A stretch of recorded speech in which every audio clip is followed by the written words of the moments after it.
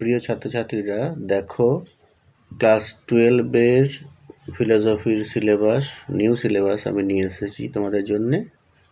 হ্যাঁ,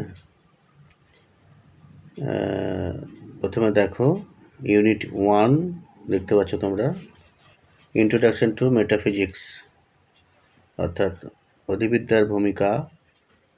এর মধ্যে টপিকস আছে ওয়েস্টার্ন মেটাফিজিক্স। হ্যাঁ, সাব টপিকগুলো তোমরা দেখে নেবে। আর 2 নম্বরে আছে ইন্ডিয়ান মেটাফিজিক্স, এটা হচ্ছে পাশ্চাত্য অধিবিদ্যা, আর 2 নম্বরে ভারতীয় অধিবিদ্যা। আচ্ছা, unit 2 ethics and social and political philosophy, অর্থাৎ নীতিবিদ্যা, সমাজবিদ্যা, সমাজ দর্শন এবং রাষ্ট্র দর্শন। ঠিক আছে, এরপরে আমরা সেকেন্ড পেজে গেছি।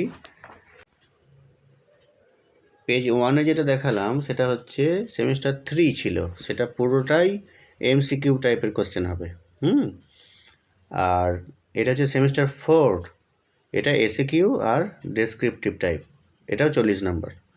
দেখে নাও, ইউনিট 1 ওয়েস্টার্ন লজিক, আর ইউনিট 2 হচ্ছে কন্টেম্পোরারি ইন্ডিয়ান থটস, সমসাময়িক ভারতীয় চিন্তাভাবনা, হ্যাঁ, বা ধারণা। তাহলে ইউনিট 1 হচ্ছে ওয়েস্টার্ন লজিক, অর্থাৎ পাশ্চাত্য যুক্তিবিদ্যা, আর ইউনিট 2 হচ্ছে কন্টেম্পোরারি ইন্ডিয়ান থটস।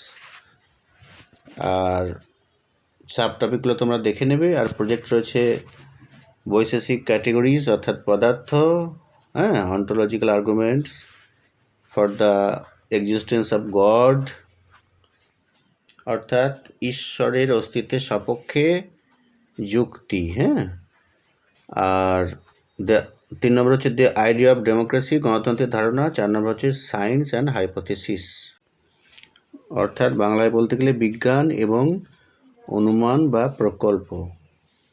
ঠিক আছে, ভিডিওটি তোমরা বন্ধুদের সাথে শেয়ার করবে, আর অন্যান্য সাবজেক্টের সিলেবাসগুলি পরপর আপলোড করা হবে। তোমরা ভিডিওগুলি দেখতে থাকো। ধন্যবাদ।